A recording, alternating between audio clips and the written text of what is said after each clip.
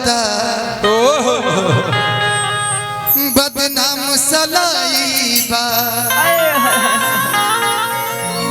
कि नफरत के दुनिया के ये सच्चाई बा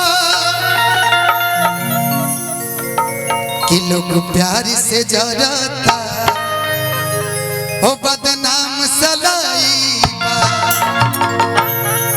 नाल के चटी बढ़ाएं। जिंदगी में एक चीज मैं बता दूं, भोजपुरी का चाहे बॉलीवुड का चाहे हॉलीवुड का कोई भी कलाकार हो, चाहे पंजाबी गुजराती मराठी कोई भी कलाकार हो, आप अपने को अपडेट नहीं कीजिएगा तो लोग आपको अपडेट करने नहीं आएंगे। वाह सही बात। एक नाम बता रहा हूँ बॉलीवुड का कलाकार का, नेहा कक्कड़ नाम है। नेहा कक्कड़ को सुनिएगा कभी, मुझे लग रहा है कि उनका गाना अगर 10 होगा तो पुराने गाने मोहम्मद रफी जी का, लता जी का, उनका 100 गाना होगा। उन्होंने गाए हुए गानों को अपने अंदाज में बना करके आज मार्केट में एक बहुत बड़ा नाम है। तो हर कलाकार को मैं ये नहीं कह रहा कि मैं अपडेट नहीं होता, मैं भी अपडेट हो रहा हूँ आज की डेट। कहना धनंजय बाबू की चावल एक है, उससे कोई बिरयानी बनाता है, कोई तस्मई बनाता है, कोई भात बनाता है, कोई मरसटका बनाता है, उसी चावल को कोई खिचड़ी बना देता है। नहीं स्वामी जी चावल एक नहीं है, अनेक है, उसमें भी अलग दाने हैं। लेकिन बेटा है तो चावल ही चावल है, लेकिन क्वालिटी अलग है ना, बनाने का भी क्वालिटी अलग है।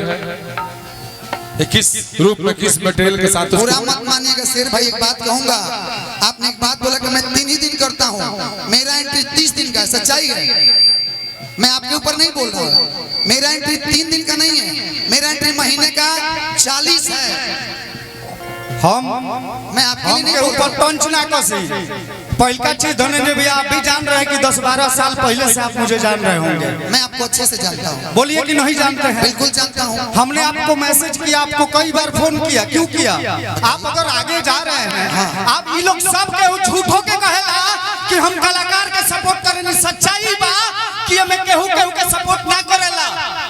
कलाकार है यूट्यूबर, सब देखावा हो। कलाकार है यूट्यूबर, क्या कलाकार है यूट्यूबर, कलाकार भी अगर कलाकार सपोर्ट नहीं करता तो आपको याद होगा, झगड़ा करने नहीं आए हैं धनंजय। कलाकार आपको याद होगा सपोर्ट नहीं करते हैं, करते थे और करते रहेंगे। लेकिन दुख है ही बात के बाद कि आपको अगर कुछ नहीं करना है तो आप बोल दीजिए कि नहीं करेंगे।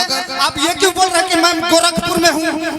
का है झूठ दिलासा वो लंगड़ा। एक मिनट अगर सपोर्ट की जहाँ तक बात है, यही भाई का कार्यक्रम था, आपको याद है? मैं खड़ा करा कर आपको गवाया था, वो हमारे एंट्री रहे, खड़ा करा कर वो ना गवाइले रहनी। आपका एंट्री था, आपका एंट्री था नहीं था, पोस्टर में फोटो रहे, पता कर लीजिए, पूछ ली रहुआ, आप पता कर लीजिए। रहुआ से ज्यादा देशराज सरकार बढ़िया से जानते तो हम भी जानते हैं।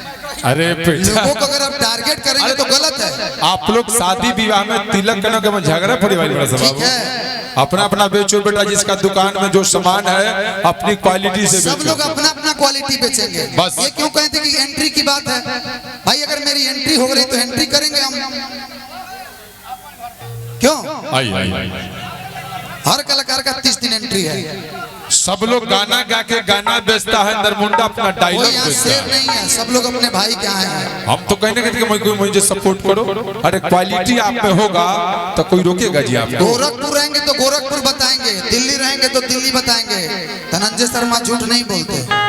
रही बात तंज कसने की, तो मैं एक ऐसा कलाकार हूँ, यहाँ रघु के पापा हैं, पानी दो, आप पता कर लीजिए, चाहे तमाम कलाकारों से पूछ लीजिएगा, धनंजय शर्मा कभी विवाद नहीं करते, कभी नहीं, और ना ही धनंजय शर्मा कभी जातिवाद क्षेत्रवाद कभी नहीं करते।